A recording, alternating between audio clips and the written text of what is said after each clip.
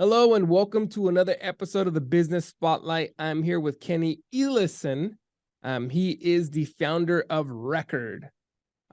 Kenny, thank you for taking the time. We know your time is valuable. So number one, again, thank you for your time.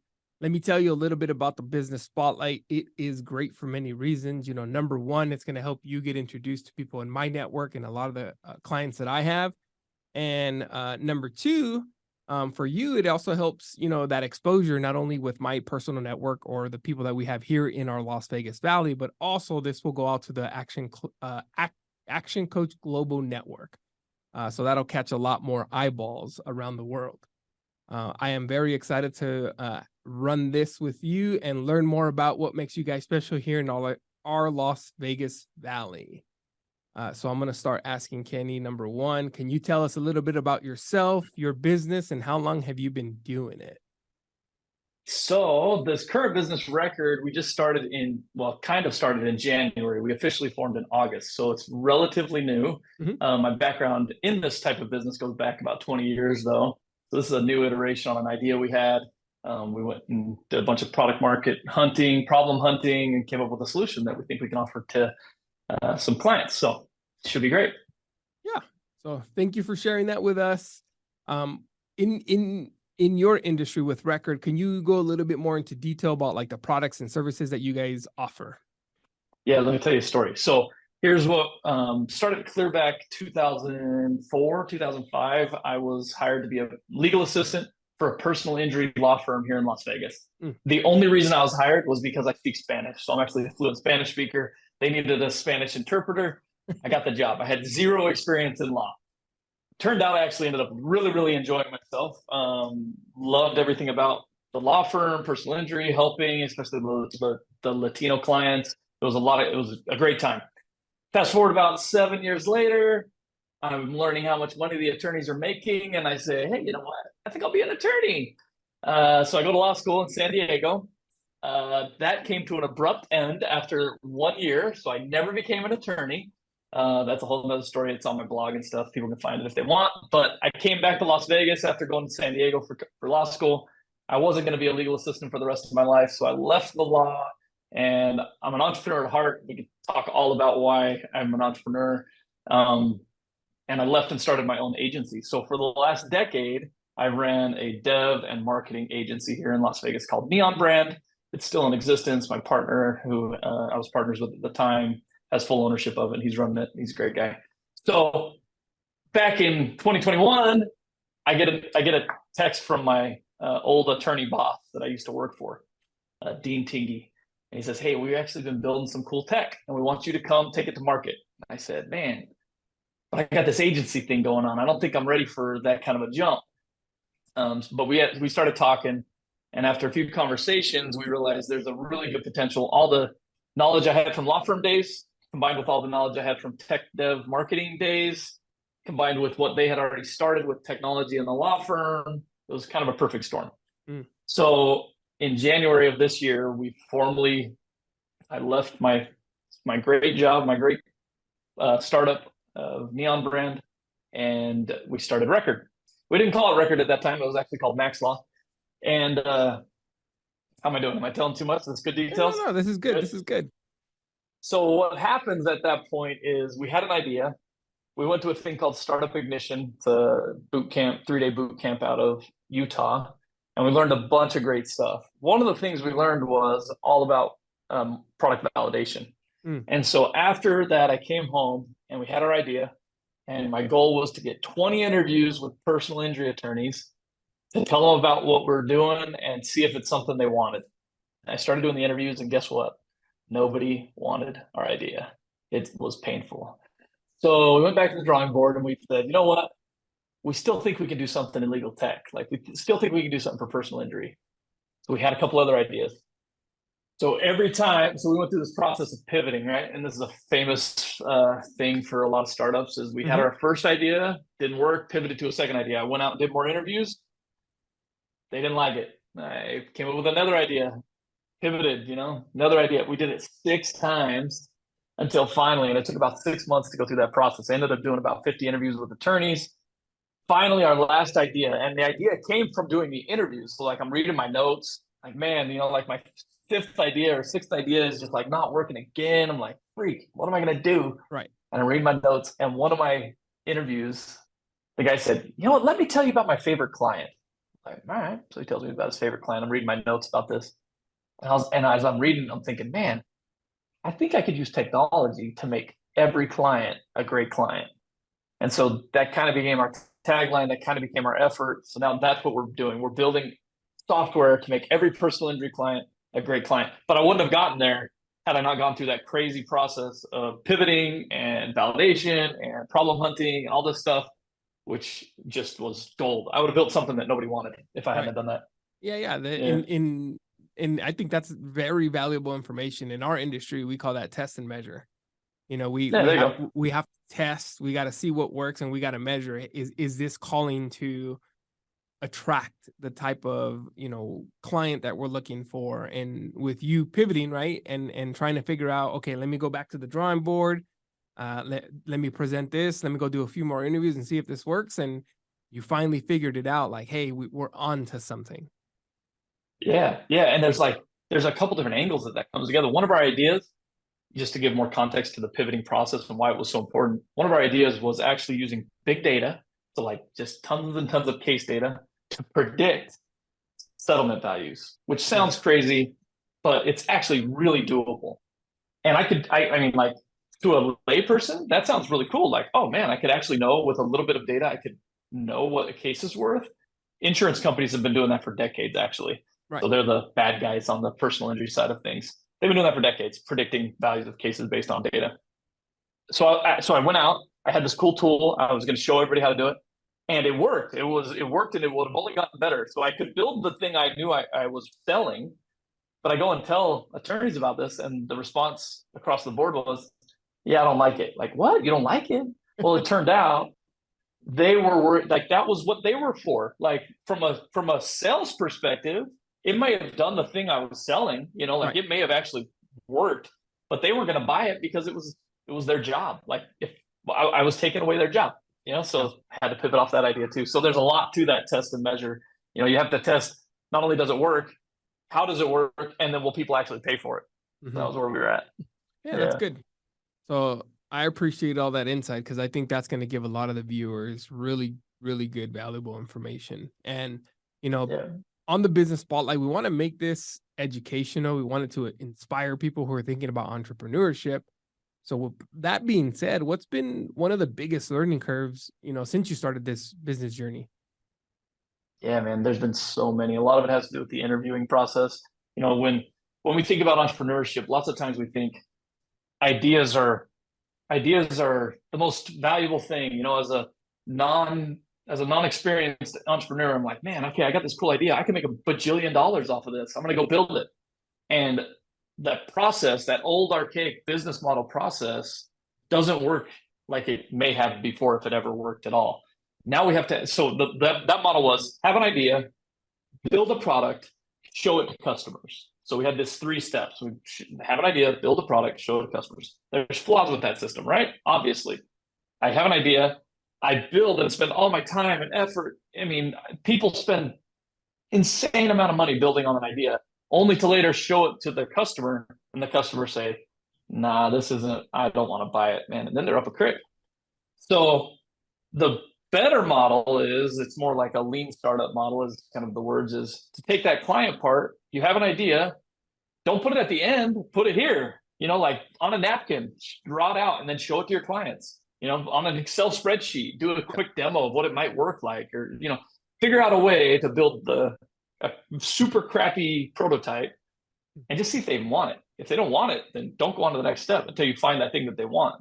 That process, that alone, man, saved me so much time and money. So much time and money. So that was definitely the biggest learning curve for sure. I'll never do it differently. Now, if people come to me, it's like a curse, because people come knowing that, and having that framework in your mind is like a curse, because people come and they're like, dude, I had this cool idea and I spent a ton of time on it. And I'm like, have you shown it to anybody? Like, do your customers actually want that? And they're like, oh no, I got to finish a few more things and then I'll sell, and then I'll show it to them. It's like, stop wasting money. Just like act like it works, fake it, use a prototyping tool, use Figma or something, like come up with something to just see if they even want it before you Yep. spend all that time and money. So Yeah. that was the biggest learning curve for sure. Yeah, and that's a good lesson, right? Because some people, when they come up with a really great idea, they spend a lot of resources trying to perfect it instead of just testing it and taking it to market and saying, is this what they want, right? Is this what the consumer wants? Is this what they need? And for you to figure that out and say, hey, let's just go try and see what they say and run these interviews, and we can adjust as time goes by. As I look back over my career when I started NeONBRAND, I wish I would have done that. I went in with a traditional model, right? Like there's lots of agencies out in the world and it's a cookie cutter type of system, like offer services, people buy it. Yeah. But looking back, I wish I would have done more testing. I didn't test that model at all. I think there's probably better agency models that work over the standard model, that should you go out and interview some business owners that have had experiences with agencies, which all of them have, you could probably learn some really cool stuff and come up with a unique way to offer marketing and development services to businesses. I wish I would have done that. So it's a super valuable thing to learn. Yeah. So we appreciate that insight, because that's a lot of what we, not like preaching to the choir, but a lot of the coaching that we do with our clients is, have you tested? Have you measured? What other things have you tried? Have you done market research to see what other successful people are doing? And what are you doing? Do you even have it on paper? Right. Even if it is writing it on the back of a napkin, sometimes you got to do that. That leads to my next question with, who is the most influential person in your life and how have they impacted you? Well, there's a lot of people for sure. I've had a lot of cool acquaintances and mentors in my life, but not to be cliche, but definitely my dad is at the top of that list. So I remember, I'm a marketer, business guy at heart. And when I was a little kid, I remember my dad, we would drive here in Vegas. I'm born and raised Vegas. My dad's actually born and raised Vegas too. So we're actually longtime natives. And I remember driving off Eastern and Flamingo, and there was a Kmart, an old Kmart that was empty. And it was, this big, huge open commercial space. And as we drive by, I'm probably like 3 or 4, like as young as you can remember in my mind. And having a conversation with my dad about how cool it would be to put some kind of family entertainment spot in there. Like, how cool would that be? We could put go-karts in there, or, basketball courts, have fun, a family place to go be. And never would have thought that 25 years later, he actually ended up being what turned out to be the second person to create indoor trampoline parks. So the Flipping Out Fun Center here in Las Vegas was created by my dad. So it was, he's always been, even though he hasn't always been an entrepreneur, that was his first entrepreneurial, well, no, that's not true. He had an estimation business back in the day too. He's kind of dabbled in and out over our lifetime, but he's definitely my mentor. And another way he's mentored me is my dad is super personable. He loves people. And for me, in all my experience in business, sometimes we forget that even if we're a B2B company, a business to business company, there's still a C at the end of that B, there's still people at the end of that business. So it's still, even if you're selling B2B, and currently I'm a B2B because I sell to law firms, or well, I will sell to law firms once we're ready. We're still selling to people. So my dad was a great mentor in just saying, love people, engage with people, offer them help, be involved with them, and they'll return that to you. So my dad. Yeah, that's a good, I think we all have that mentor in our lives, right? And most of us have more than just one. And to echo what you said, is we are in the people business. No matter what it is, there will always be a consumer at the end of that, even if it is B2B. But it does break down to, like, if you're personable and people like you, they trust you, that's when they do business with you. And that's what it 100%. So your network is your net worth, right? Like that's what we talk about, man. It's people all day. Yeah, 100%. That leads to my next question, Kenny. What advice would you give 20-year-old Kenny getting into business? What advice would I give Kenny? Have you ever read the book, What I Wish I Knew When I Was 20? It's by Tina Seelig, I think. It's actually a phenomenal book. If you're into business at all, that book has some really cool insights. What I Wish I Knew When I Was 20 by Tina Seelig, Selig, I think. But I were talking to young Kenny, 20 years old, what would I tell him? It would probably be to start building that network as quick as possible because every one of my business ideas over the years, the ones that have done well, have been because I've known people in the industry or I've been able to connect with the right person that makes the right introduction to make it to where that business can succeed. I mean, really, it's so much about that network. So young Kenny should definitely take that on. The other thing young Kenny should probably do is focus more on learning about technology. I'm a techie from heart, but like at a young age, I was pretty technologically involved. I wish I would have done my schooling in technology. I probably would have been way further ahead. I got my degree in Spanish, so like that just tells you that was not technology. But knowing that tech and being in business, it's sometimes hard for people. But um, I have an example of why technology. So in my mind, technology should make you superhuman. Mm-hmm. And so like things like calendars and reminders and those things that I fail at myself, technology offsets and makes me superhuman, right? Better than I could be by myself. And so one of my old bosses, actually at the law firm, a different boss at the law firm, one time he had me come in. He said, "Hey, Kenny, I need your help. Come change the setting on my computer." And I go in there. He's like, "I need my mouse to go from a double click to a single click." Like, oh man, okay. So I figure out the setting. I change the setting, and he jokingly, kind of jokingly, says, "Oh, thank you. You just shaved milliseconds off of my life." And like I've never forgotten that, right? Like technology, like that's so silly. But technology used over time, it does start to add up. I saved him half a second because he only had to click once instead of twice. But technology in general, all technology should make us better and faster and stronger. And so I probably would tell young Kenny to embrace technology quicker and make it a bigger part of everything I was doing. So Yeah, that's really good advice because the way things are going now with tech and technology, it's definitely shaved off a lot of time and saving people time. And that's what most business owners want back, right? They want their time back. That's why they got into business, but it's learning how to leverage those things to make us more 100%. efficient. Now, Yep. as we're getting out of COVID, and for you personally, along this entrepreneurship journey, what have you personally learned about yourself, Kenny? So the whole reason I started this business is because of COVID. Our agency, you can imagine an agency going through COVID. It was actually this really weird roller coaster because even though clients initially dropped off, they all came back pretty quick because the government dumped all that money into businesses. And so now all of a sudden people had all this time on their hands with money, but no clients. So they all turned and went to marketing and went to building a new website and trying to attract customers. But through that, at least for me, and this is maybe a little different for everybody, but for me, we let go all of our employees, but then we brought back some, and they were all remote. And so in 2021, I find myself not being able to interact with anybody. I'm by myself in an office, right? And that kind of drove me to say, do I want to do this forever? Do I want to sit alone in an office for the rest of my life? And it's like, eh. So that kind of pushed me to go and find a way to engage with humans again, right? Like I wanted to be around people. And so for me, in this world of remote everything, which is cool that we have the ability, like this phone call right now, Right. I still think there's a huge human component to doing work, to being an entrepreneur. Like you got to look people in the face. You got to be able to have that conversation face to face, especially as an entrepreneur.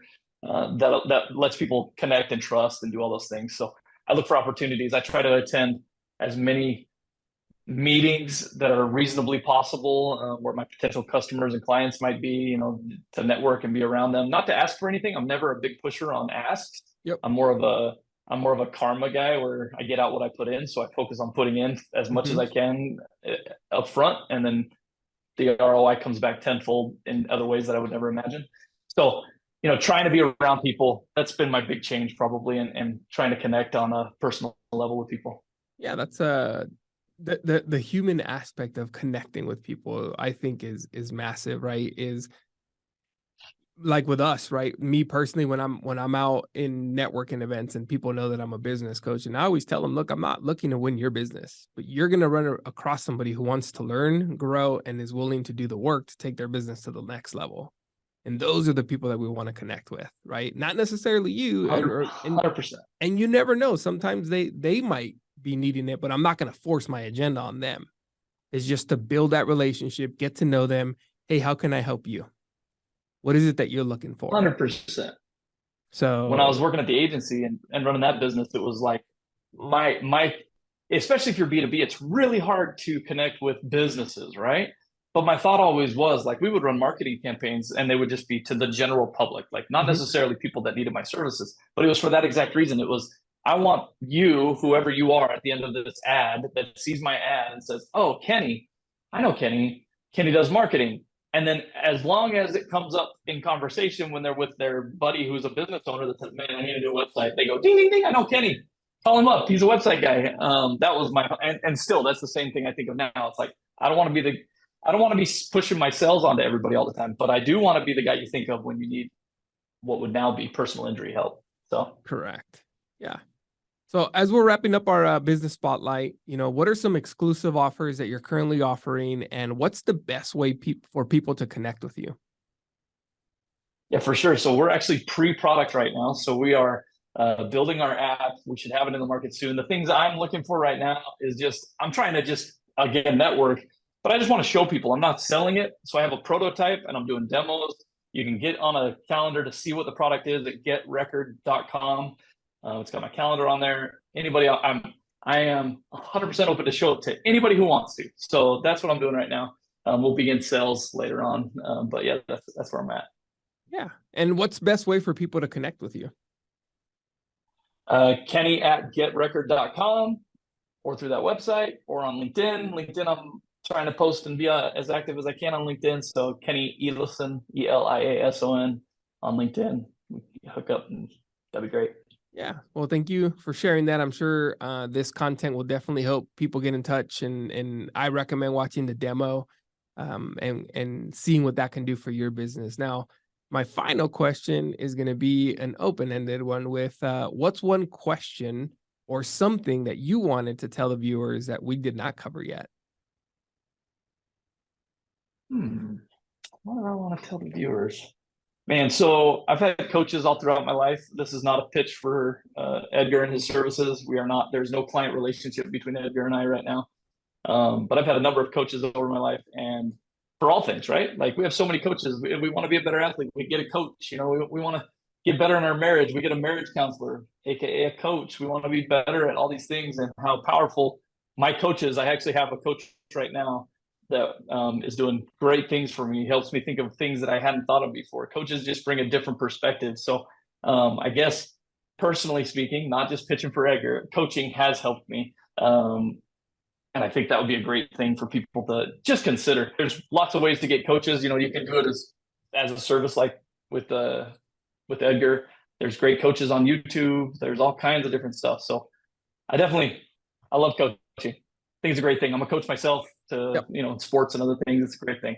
Yeah, well, we appreciate you taking the time today, Kenny, and I look forward to connecting with you out there in the networking world. And thank you for everyone for viewing. And Kenny, we'll connect here shortly.